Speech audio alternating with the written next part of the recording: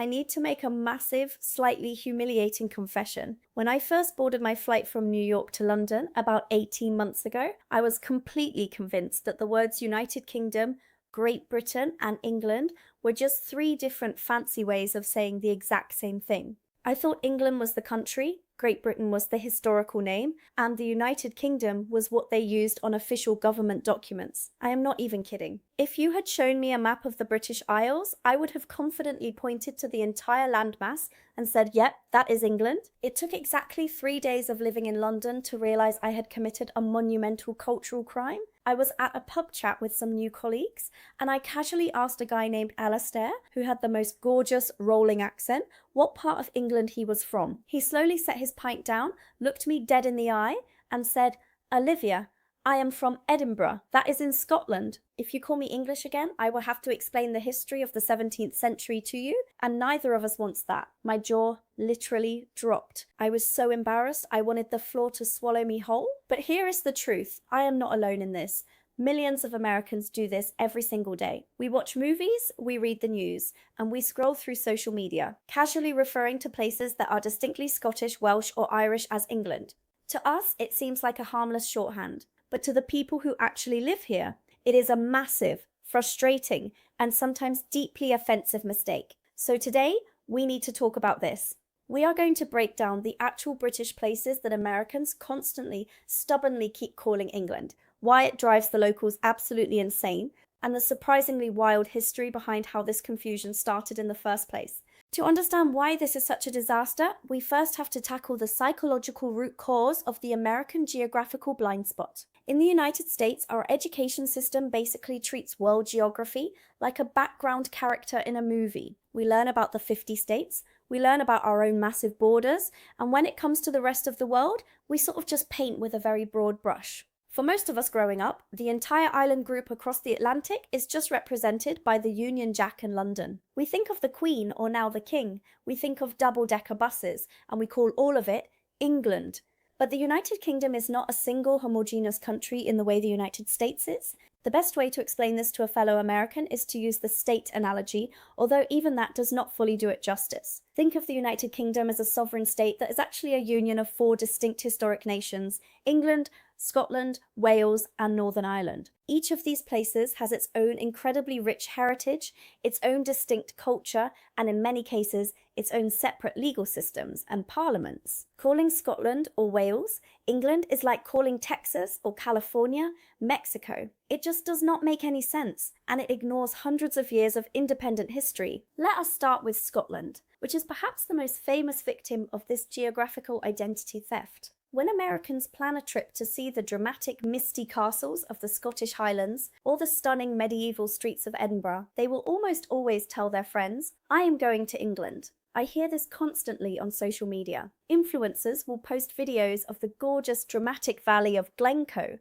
which looks like something straight out of a fantasy movie, and they will caption it, the English countryside is so beautiful. When a Scottish person sees that, their blood pressure instantly spikes, and honestly, I do not blame them. Scotland is an entirely separate country that joined the political union with England in 1707 through the Act of Union, but before 1707, Scotland and England fought brutal, bloody wars for centuries to maintain their independence. Robert the Bruce, William Wallace, the Battle of Bannockburn, these are not just Hollywood movies, they are real, defining historical events that shaped a fierce national identity. Scotland has its own legal system, which is completely different from the English legal system. They have their own education system, their own national church, and even their own parliament in Edinburgh that decides on local Scottish laws. And then there is the money. This was another massive shock for me. Scotland actually prints its own banknotes. The Bank of Scotland, the Royal Bank of Scotland, and Clydesdale Bank all issue their own legal currency. They look completely different from the Bank of England notes. They have different historical figures on them, and they are beautiful. But when I went on a weekend trip to Edinburgh, I withdrew some cash and brought it back to London. The next day, I tried to pay for a sandwich in London with a Scottish £10 note, and the cashier looked at it like I was handing them Monopoly money. They literally refused to take it. I had to stand there and argue that it was legal currency in the UK, which it technically is, though shopkeepers in England are not legally required to accept it. That was the moment I realised just how deep the division between these nations actually runs, even in something as daily as buying lunch. Now, If you think Scotland gets it bad, Wales is practically invisible to the average American traveller. Most Americans could not point to Wales on a map if their lives depended on it, and if they do happen to stumble across Cardiff or the breathtaking peaks of Snowdonia, they inevitably call it England. This is a massive tragedy because Welsh culture is uniquely beautiful, and it has survived despite centuries of intense pressure to assimilate.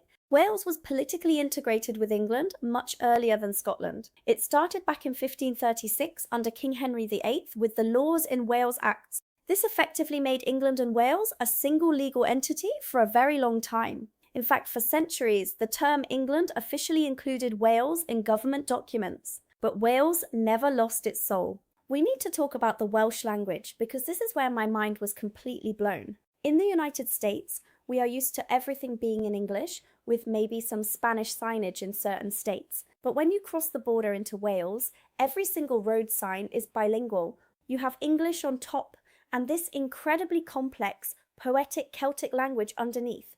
It looks like a random assortment of letters to the untrained American eye, with lots of double L's and Y's and W's. Welsh, or Cymraeg as the locals call it, is not a dialect of English. It is a completely separate Celtic language that is actually one of the oldest living languages in Europe, vastly older than modern English itself. Over 20% of the population in Wales speaks it fluently.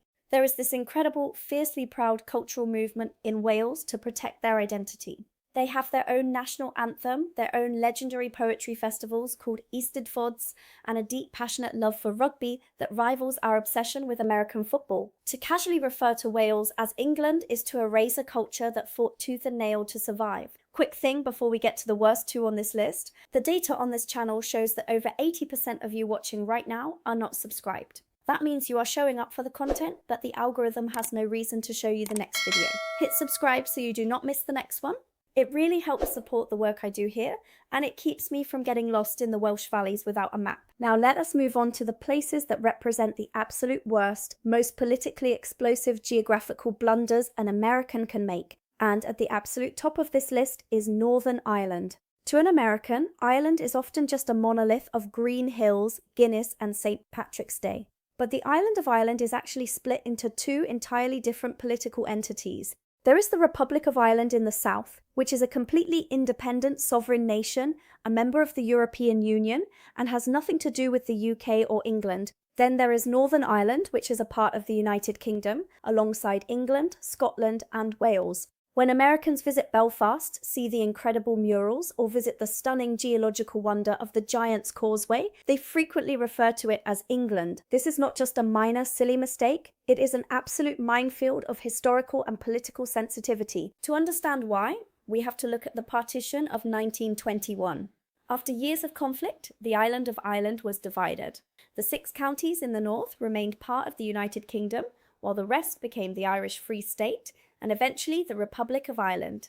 The history of Northern Ireland throughout the 20th century was defined by a deeply complex, often violent conflict known as the Troubles, which was essentially a struggle between Unionists, who wanted to remain part of the UK, and nationalists, who wanted a united, independent Ireland. When an American tourist walks into a pub in Belfast and casually says, "Wow, I love being here in England," they are showing a complete disregard for the incredibly delicate, painful history of this region. It is not just about getting a map detail wrong, it is about failing to recognise the intense emotional and cultural stakes of the people who live there. Northern Ireland is its own place, with its own delicate power-sharing government, its own complex identity, and a community that has worked incredibly hard to build peace. Calling it England is a massive insult to everyone involved, regardless of their political stance. Also, this is exactly the kind of thing I go much deeper on with the people who support this channel directly. So if you're sitting there thinking, okay, I need the fuller version of this story, join the membership below. That's where I share the deeper thoughts, the more personal side of all this, and the extra bits I can't always fit into the main videos. It is a really cool space, and we get to have some awesome, detailed discussions about all these bizarre cultural quirks I keep discovering. But the confusion does not stop at the borders of the 4 main nations. There are places scattered around the British Isles that are so geophysically and geopolitically unique that even many British people get confused about them, so Americans do not stand a chance. Let us talk about the Isle of Man and the Channel Islands, which include Jersey and Guernsey. If you ask the average American where the Isle of Man is, they might guess it is somewhere near Maine. In reality, it sits right in the middle of the Irish Sea, between England, Scotland, Ireland, and Wales. And the Channel Islands are tucked way down south, much closer to the coast of France than Great Britain. Americans almost universally assume these islands are just cute, quirky parts of England. But here is the ultimate twist. They are not even part of the United Kingdom at all. They are what is known as crown dependencies. This is a legal status that is honestly mind-boggling to an American mindset. In the United States, we have territories like Puerto Rico or Guam, which have their own local governments but are still ultimately under the jurisdiction of the federal government. Crown dependencies are entirely independent territories that are self-governing possessions of the British Crown. They have their own ancient parliaments. The parliament on the Isle of Man, called Tynwald, was established over 1,000 years ago and is actually the oldest continuous parliament in the entire world. They make their own laws, they set their own taxes, which makes them famous tax havens, and they are not represented in the UK Parliament in London. The UK government is only responsible for their defence and international relations. They even have their own currencies, their own postage stamps, and their own distinct identities. The Isle of Man has its own language, Manx, which has seen an incredible revival in recent years. So when an American refers to Jersey or the Isle of Man as England, they are missing the entire point of a political system that has existed for 1,000 years. It is a level of administrative independence that we just do not have an equivalent for in the US, and then we have Cornwall. Now this one is a bit of a curveball because Cornwall actually is geographically and politically a county within England. It sits on the rugged southwestern peninsula of the island, famous for its dramatic cliffs, sandy beaches, and delicious meat pastries called pasties. If you look at an official administrative map, Cornwall is indeed part of England. But if you talk to the people who live there, the story is entirely different. Cornwall has a deeply distinct Celtic identity that sets it apart from the rest of the country. Many Cornish people do not consider themselves English at all. They consider themselves Cornish first and British second. Cornwall has its own recognised national minority status, much like the Welsh or the Scottish. It even has its own historic Celtic language, Cernywec, which is closely related to Welsh and Breton. While the language died out as a community tongue in the late 18th century, there is a massive, passionate movement of locals who are reviving it today. You will see bilingual signs on streets and public buildings all across the county. There is a distinct Cornish flag, a black cross on a white background, which you will see flying proudly from houses, shops and fishing boats, often completely replacing the English St. George's Cross. To the Cornish, their land is a duchy with a unique heritage that was forcibly absorbed into England over centuries. So even when a place is technically in England, calling it English can still turn into a massive cultural misstep if you are not careful. So why do Americans keep doing this? Why is this shorthand so deeply ingrained in our collective vocabulary? To answer that, we have to look at the historical psychology of the British Empire itself. For a very long time, the terms English and British were actually used interchangeably by the British themselves, especially during the height of the empire in the 18th and 19th centuries. The English were the dominant political and cultural force within the Union, and they often projected their own identity onto the entire empire. Even famous writers like Rudyard Kipling would write about the English flag or the English spirit when they actually meant the British Empire. We in America inherited this language. We were a British colony, but our primary contact was with the English government in London. So when we won our independence, we kept using the word England as a blanket term for the entire power across the sea. It is a linguistic habit that is centuries old, and habits that old are incredibly hard to break. But in the modern world, this lazy shorthand just does not cut it anymore. The UK has gone through a massive process of devolution over the last few decades, with Scotland, Wales, and Northern Ireland gaining more local power and distinct voices. The regional identities are stronger than ever, and the internet has given people a platform to proudly showcase what makes their home unique. As an American expat, learning to navigate these cultural boundaries has been one of the most rewarding parts of my journey. It has taught me to look past the surface of a map and actually appreciate the incredible, complex tapestry of history that makes up these islands. If you are enjoying this journey of discovery with me, please hype up this video, leave a comment with your own geographical blunders, and share it with your friends who might still think Edinburgh is a suburb of London. Your support and love honestly mean the world to me, and it keeps me motivated to keep exploring, learning, and sharing all these wild cultural adventures. Next time you are chatting with someone from the UK or planning a trip across the pond, take an extra second to think about where you are actually talking about. If they are from Edinburgh, Cardiff, or Belfast, do not call it England. They will respect you so much more for getting it right, and you will avoid an incredibly awkward lecture on 17th century history. Trust me on this one. I learnt it the hard way, so you do not have to